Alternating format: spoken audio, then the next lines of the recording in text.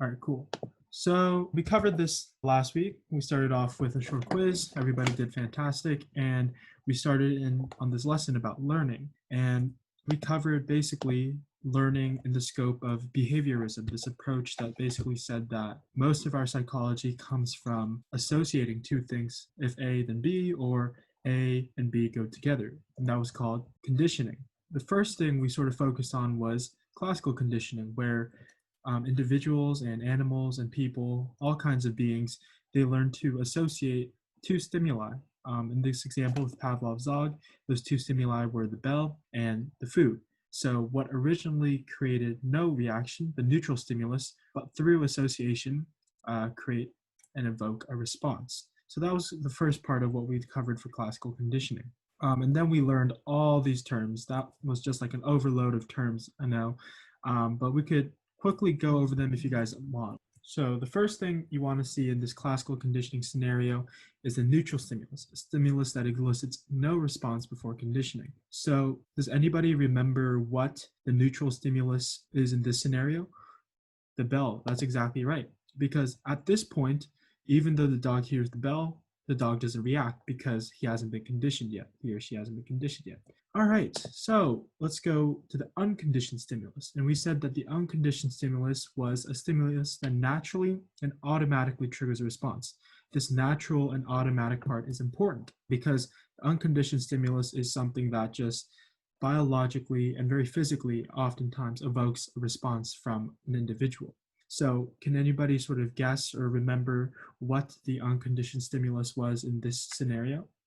The food, yeah, that's exactly right. Because the food, we have a biological tendency to drool when we smell or see food. And that's exactly what's going on with the dog. Once again, this is happening naturally and automatically. So the dog isn't thinking, hey, food, I want to drool. No, it's just happening automatically because it's natural biological response. That's exactly right. So the next component we sort of talked about was the unconditioned response, which is the automatic, naturally occurring response to the unconditioned stimulus. So if the unconditioned stimulus was the food, the unconditioned response must be the dog's reaction to that, the drooling. So that's pretty self-explanatory. So whenever I think unconditioned, I think automatic because the reaction is automatically occurring to the stimulus.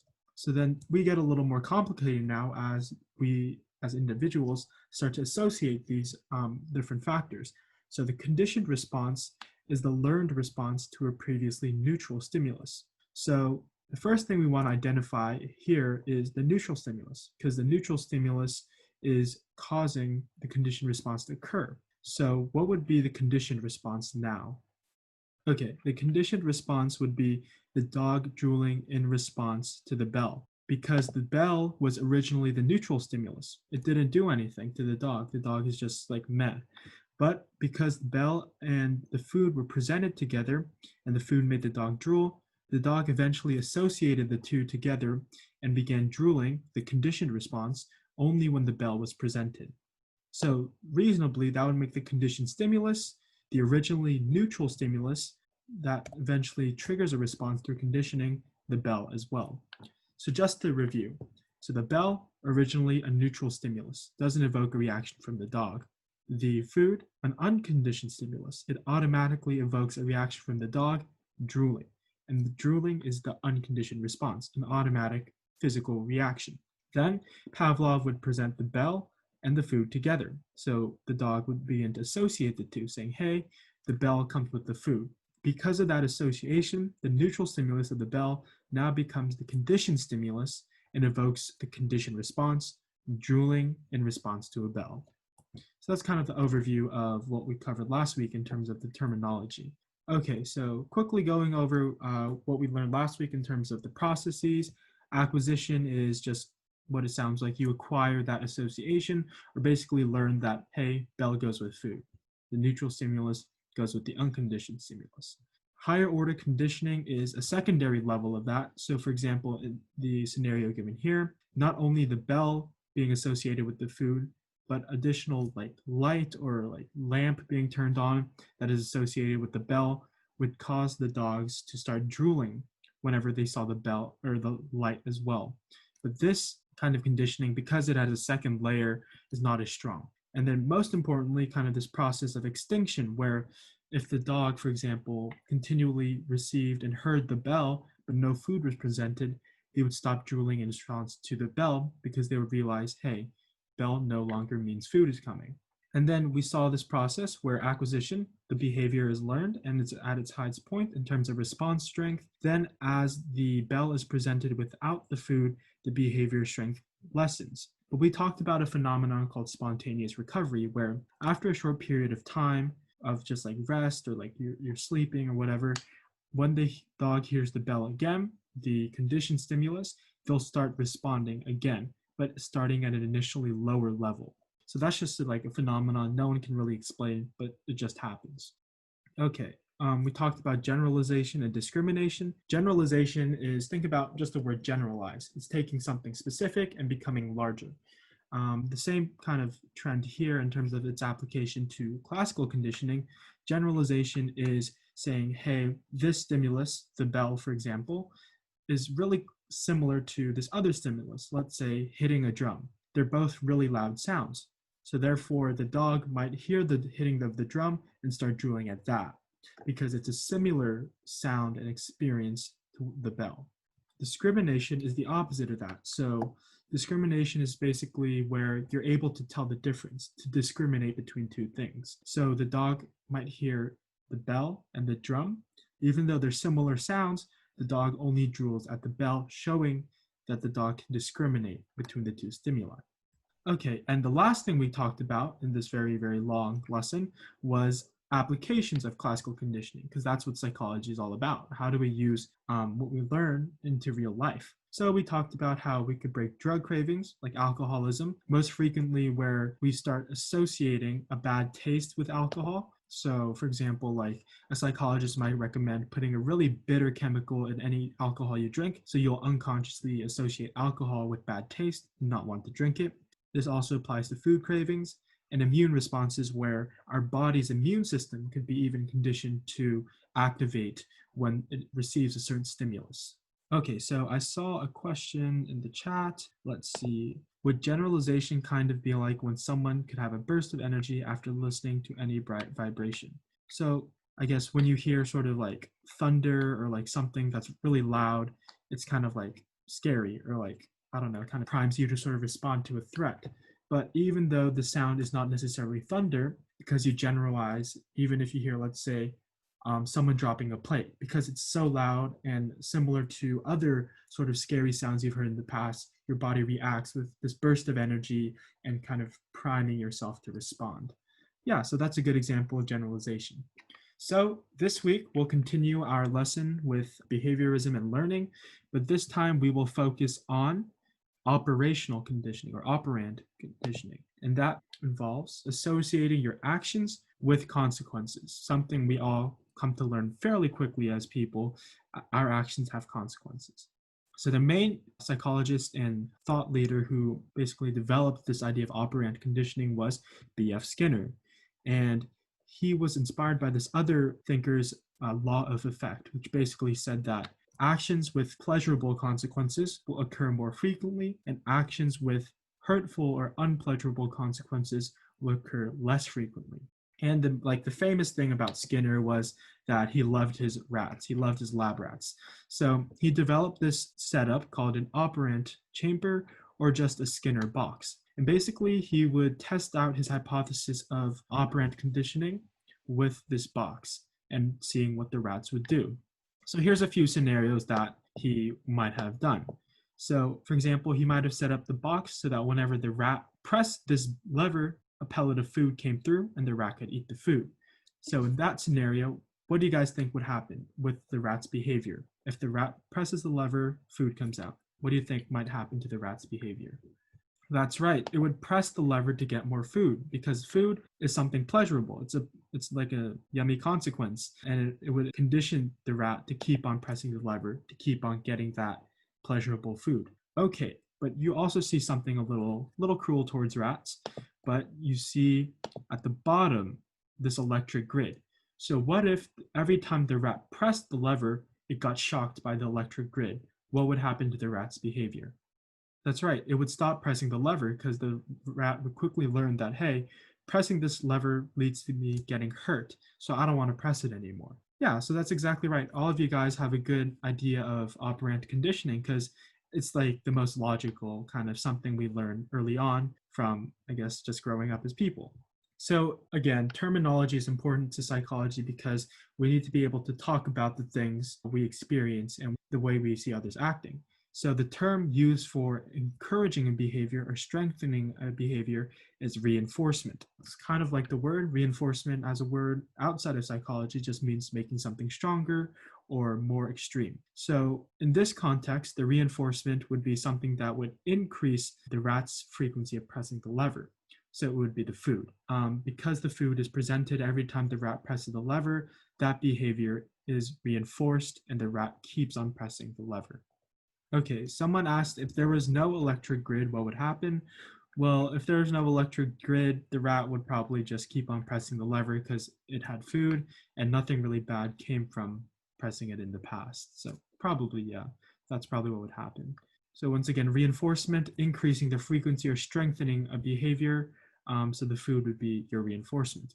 So operant conditioning is the basis of many training curriculum and kind of practicing curriculum with like instruments, with music, with training animals to like put on a show or something.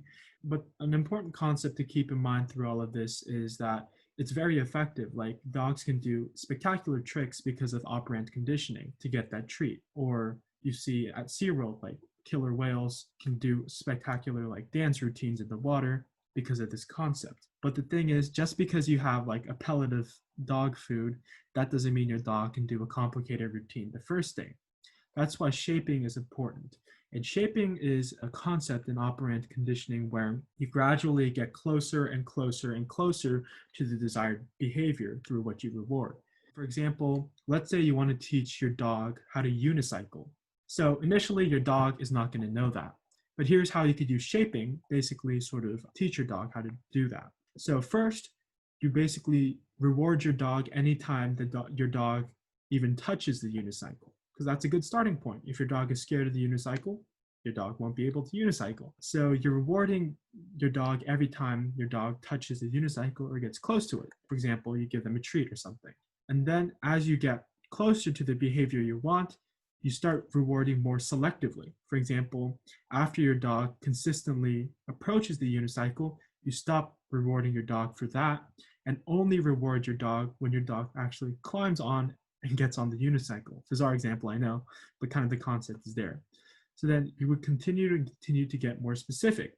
So after your dog has mastered climbing onto the unicycle, you would stop rewarding them for that and only reward your dog if your dog successfully rides the unicycle. So basically the concept is you get closer, closer, and closer to the behavior you want by only rewarding the most selective and the most desirable behaviors. So it's like almost like a progression of selective rewarding and reinforcement to get to these very complicated behaviors. Okay, moving on. So reinforcement we talked about was trying to strengthen a behavior, and reinforces encourage a behavior. There we go.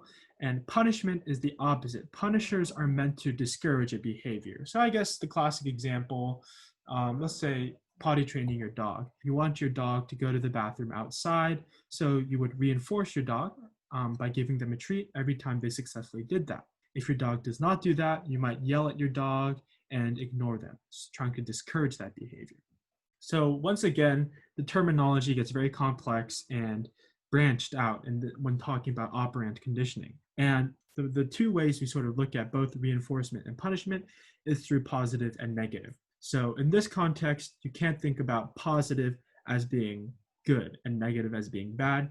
You have to look at positive as being introducing a new factor and negative taking something away. The way I remember this is that positive is usually represented by a plus sign, and plus sign relates to adding. So it's adding a new factor. Negative relates to subtraction, which is taking away something. So that's how we remember these new definitions.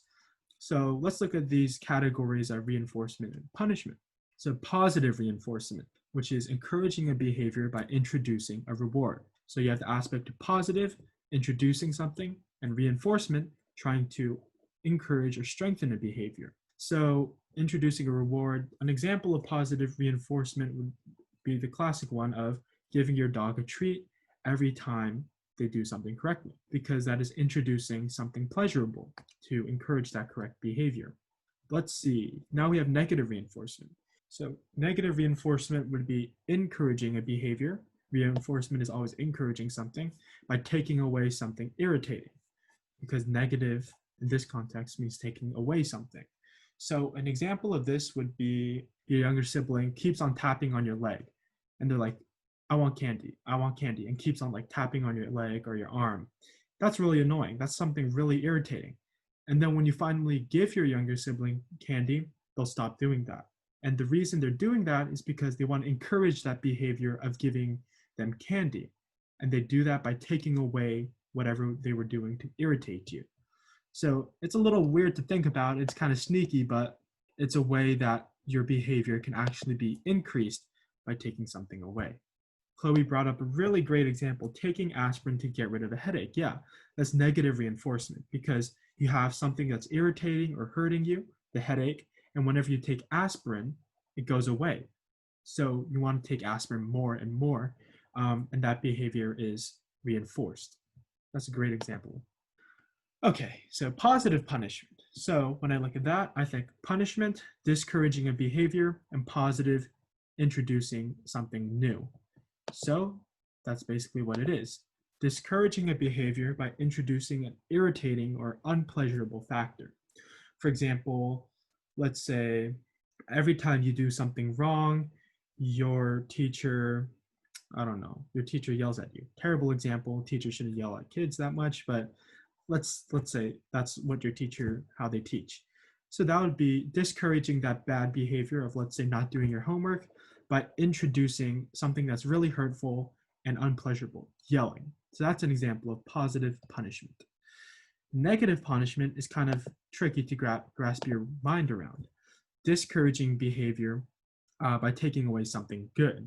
So an example of negative punishment would be, well, let's say your parents bought you the super amazing, the latest iPhone for your birthday. But then let's say you punched your brother, your younger brother, and your parents were like, that's so rude, that's so mean, why did you do that? And they take away your new iPhone 12 because you punched your brother. That would be an example of a negative punishment. They're taking away something good or something pleasurable so you won't do that again. So that's negative punishment. So it's very tricky, and especially when it gets into negative reinforcement and negative punishment, I always have to sort of think about it for a while, but it's kind of interesting the different ways we can sort of encourage or discourage a behavior. All right, let's look at some examples, everybody, because examples are the best thing. Okay, before we do that, let's go over negative reinforcement.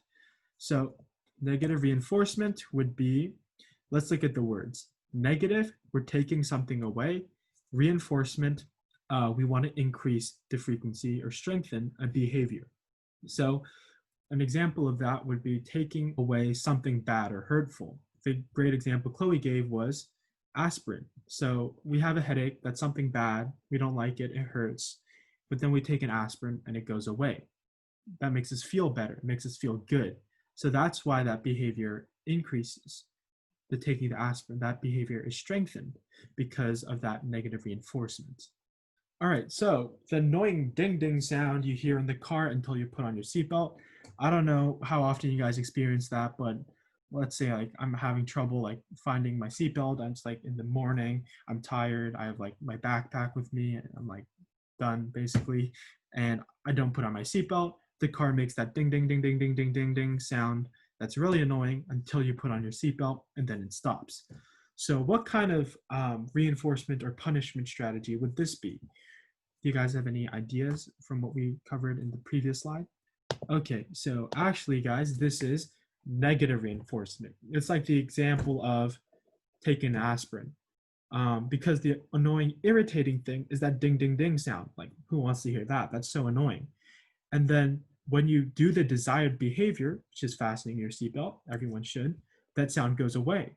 So it's one, taking away something negative, the ding, ding, ding sound, to two, encourage a behavior. So that would be negative reinforcement. All right, that was a tricky example. So I appreciate the involvement though, guys. You did great. Okay, second example. You get a cookie every time you finish your homework on time. What kind of reinforcement or punishment does this look like? Positive? Okay, there's two parts though. It's positive, that's correct, but is it reinforcement or punishment? Okay, I see a positive reinforcement in the chat. That is correct. Absolutely right. Positive because you're getting a reward or something pleasurable, the cookie, and reinforcement because it's encouraging a behavior, finishing your homework on time. Okay, let's look at this third example. Your parents take away your Xbox, a gaming console, after you get a bad grade. What kind of reinforcement or punishment would this be? Negative punishment. That is correct, exactly right. Because it's a punishment, first off, because it's trying to discourage a behavior, getting that bad grade. It's a negative punishment because your parents are taking away something, they're subtracting something. So that's why it's negative punishment. Okay, last one. Your soccer coach makes you do push-ups every time you make a mistake. What kind of strategy might this be? I see a positive punishment. I see a negative punishment. Positive, negative, positive. All right, so all of you guys are agreeing that it's punishment. Absolutely right. It's trying to discourage the making the soccer mistake. So we're a little confused on whether it's positive or negative. So the answer is that it's positive punishment because it's introducing or adding something undesirable, the push-ups. That's intended to discourage your mistakes. So that's why it's positive punishment. So I don't know, a fun thing I sort of do is that whenever I see any of these examples, oftentimes within when your parents are trying to get you to do something or at school, I sort of try to think about, hey, what kind of strategy are they using? It's something to think about. All right, so not only can the strategy of reward or punishment vary, but your reinforcement can also have different schedules. Just like, I don't know, you go to the gym on different schedules. Some people go every day if they want to really bulk up. Some people maybe go once a month. Some people might go twice a week. These varying schedules also apply to reinforcement. I guess an example of like a different schedule might be every time you score a goal in hockey, for example, your parents give you a cookie. They can give you it every single time, or they could choose to give you, I don't know, like every 3 goals you score in hockey. So we'll get more into depth about those examples. So continuous reinforcement every single time, continuous, constantly happening. So for example, you get a cookie every single hockey goal you make. No matter how you scored it, no matter how many times you scored a goal in the past, every single hockey goal you make, you get a cookie. So the thing about continuous reinforcement is quick to learn. Like, let's say a rat gets food every time it presses a lever. It's like, wow, I keep on pressing it, I keep on getting food. I'll continue to do that. But the thing is, continuous reinforcement is also quick to lose. The minute the rat stops getting food when they press the lever, they'll stop doing it. They're like, okay, food's not coming out anymore. I give up. So that's why, even though it's something that happens quickly, rewarding a behavior every single time is not always the desired way to go. So then you have intermittent reinforcement. Intermittent means on and off or not scheduled regularly. And that means only part of the time. So you won't be rewarding the behavior 100% of the time it occurs. So intermittent reinforcement is slower to learn. Yeah, you're not getting rewarded every time. So you're a little hesitant about kind of establishing that connection at first. But then once you sort of learn that connection or build that association, you won't forget it or lose it that easily. So that's why often intermittent reinforcement is more effective. So within intermittent reinforcement, there's a few complexities as well. So there's 2 things I want to keep in mind. Just as we sort of distinguished between reinforcement and punishment, and then secondly, positive and negative, here we want to distinguish between ratio, which means basically a certain number of times, and interval, which is a period of time elapsed. So ratio means a certain number of times. Interval means a certain period of time. So think about like a day has passed, 30 minutes has passed for interval. And then fixed means unchanging and constant. whereas variable means random, quickly changing. Okay, so now let's go into these specific examples. A fixed ratio is when a behavior is reinforced every n times. For example, every 4 times the rat presses the lever in the Skinner box, they get a treat. So first time, treat, second time, no, third time, no. No, the fourth time they would get a treat. So every 4 times the rat gets a treat. So that's one way to sort of reinforce. Great, and the ratio is fixed, so it's always every 4 times. But then we get to a little more complex schedule, variable ratio, where the behavior is reinforced every n times, where n is a random number, or you could say n is an unpredictable number. So for example, with the rat, it presses the lever, it gets a food pellet. It presses the lever 2 times, then it gets a food pellet. Then it presses the lever 20 times, then it gets a food pellet. So the number of behaviors pressing the levers, the number of attempts between each reward is random. So the rat might get one after the other, or they might have to wait 20 times before they actually get that food pellet. So this is kind of like unpredictable and random. Fixed interval is where fixed meaning unchanging interval time. So a fixed interval reinforcement schedule is where a certain behavior is rewarded after a fixed period of time has passed. For example, let's say the rat is rewarded for pressing the lever every 10 minutes. So they press the lever, they have to wait, then they're rewarded every 10 minutes. So that's kind of one way of looking at it as well. And then we have a variable interval, which is where the time between rewards is random. So let's say the rat's doing something good. It's like, I don't know, it's being nice to its friends. And then you would reward first, maybe let's say 2 minutes after it's been nice to its friends. Then that period will change to 7 minutes, then 4 minutes, then 5 minutes. So you're rewarding at random periods of time. So this is confusing as well. Everything's confusing at times. So we'll go over examples as well. So I saw a question where one of you asked, what about the mouse? What if the mouse dies after like 5 shocks before the test ends? That's why you always buy a lot of mice if you're going to use them in an experiment. Okay, so let's look at this interesting graph. This is a graph that shows the response rate, or the number of responses a rat had pressing the lever, basically, in response to these varying schedules. So fixed ratios, let's say every 4 times the rat pressed the lever, they got a piece of fruit. Boom, they learned the behavior very quickly, and they're kind of obsessively pressing the button. You see how they pressed it 1,000 times within 10 minutes. That's pretty crazy. They're obsessed with keeping on pressing the button because they know that every 4 times they press it, they're going to get a treat.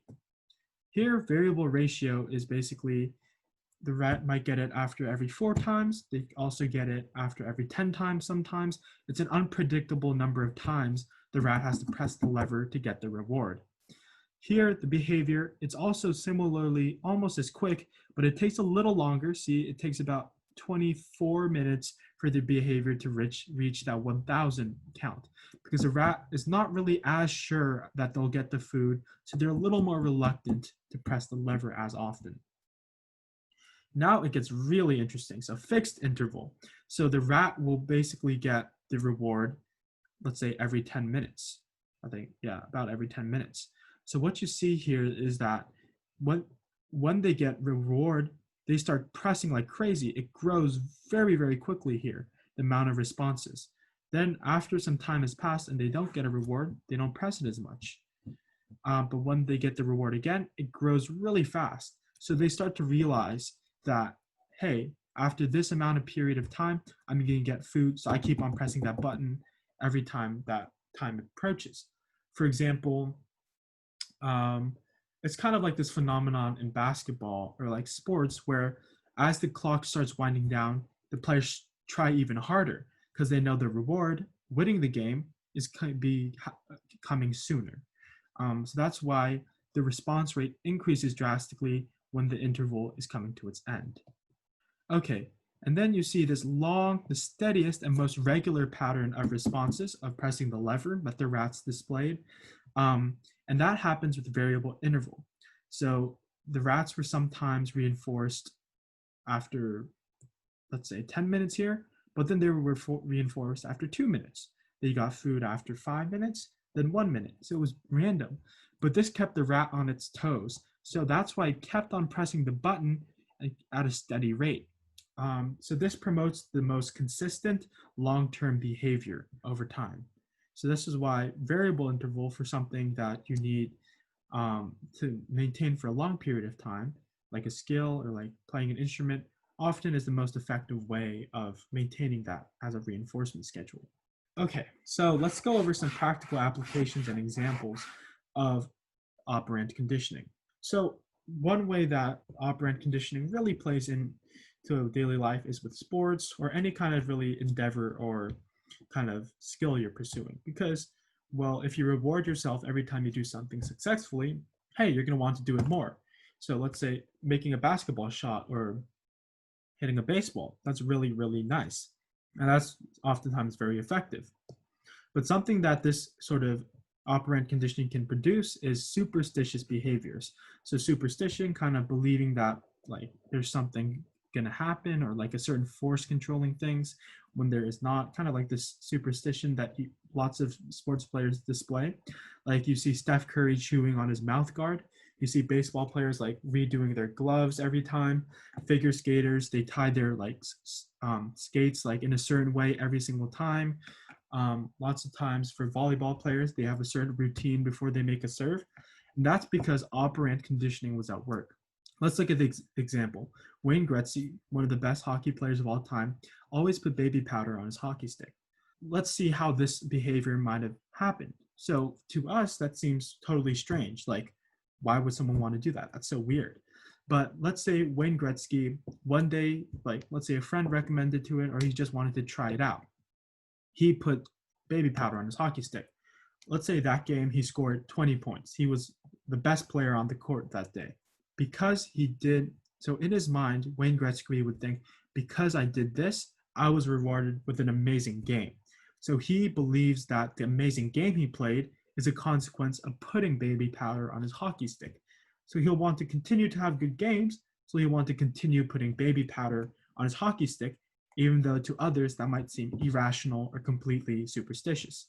Another example, let's say Steph Curry, he played the best game of his career the day he was chewing on his mouth guard. Well, because of that, he might think, I played a great game because I was chewing on my mouth guard.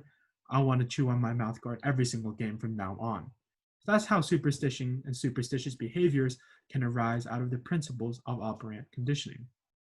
Okay, the other examples you guys are pretty familiar with: work and school. Definitely teachers' grading system is a whole thing of operant conditioning. Parenting, very popular with operant conditioning. Parents use a lot of these strategies. Self-improvement, kind of setting New Year's resolutions. You want to reward yourself every time you get closer to that resolution, and you want to sort of discourage any behavior that takes you further away from your New Year's resolution. All right, so something we did not talk about was observational learning, and I'm sure all of you guys have experienced this and seen this. Like the primary way people and animals learn is via observing others, typically others who are older than us, and kind of we see them as a model, a role model, or a figure to look up to. This is called observational and social learning. And probably the most famous sort of case study in psychology is Albert Bandura's Bobo doll experiment. So you see in these series of images, this kind of inflatable dummy called the Bobo doll. It was like a popular toy way back when. So basically what happened was this older experimenter and researcher, she would go into the room and the children would watch as she beat up this doll, she yelled things at it, she threw it around the room, she kicked it, she punched it, she did all sorts of terrible things to this doll. And then basically the children, after watching this older person do it, the children also went into the room and were allowed to do whatever they wanted with the doll. The psychologist observing this experiment saw that most children exhibited the same exact aggressive behaviors as the woman they had seen previously. These pictures do a really good job. In this column, the woman is beating it while pushing down on the doll. These two children are doing the exact same thing. In this image, the woman is chucking the doll across the room. The children are trying to do the same. She's punching it, the children are punching it. The woman is kicking the doll, the children are doing the same thing. So basically, this shows how powerful and effective observing others is, especially for younger children when learning something new or developing. And there's a biological basis as for this as well. So remember neurons, the building blocks of the nervous system, our brain. There's a special kind of type of neuron in our brain called a mirror neuron. And they basically trigger whenever we see someone else doing something. And those mirror neurons basically help us remember what that other person was doing and help us copy that. And something that's especially important with this is that it's important for parents and sort of guardians to sort of act like this, because as the Bobo doll experiment showed, you see how witnessing this very violent and abusive model led to violent and abusive actions on the children's parts themselves. So this is the difference between pro-social and anti-social modeling and behavior on the part of the parents or the guardians or the figures that are looked up to. In this case, it's a very antisocial and aggressive behavior that the children see and eventually do for themselves. But for example, what if the model figure was nicer towards other people? The children would hopefully also copy that behavior. So that's why there's all these discussions about violence in the media, unnecessary violence you see on cartoons can basically be seen as an antisocial behavior that children see growing up and observe, and through social learning, they'll learn to develop themselves. So that's why, unfortunately, children growing up in abusive families often become abusive parents themselves, because they observe that behavior growing up and they reflect and manifest their own behavior later on. All right, so we're a little over, so I'll just quickly go over the homework. Please, if you can, find an example of either operant or classical conditioning in your life and describe each component. Try to sort of work out each of the structures and mechanism at play in your example.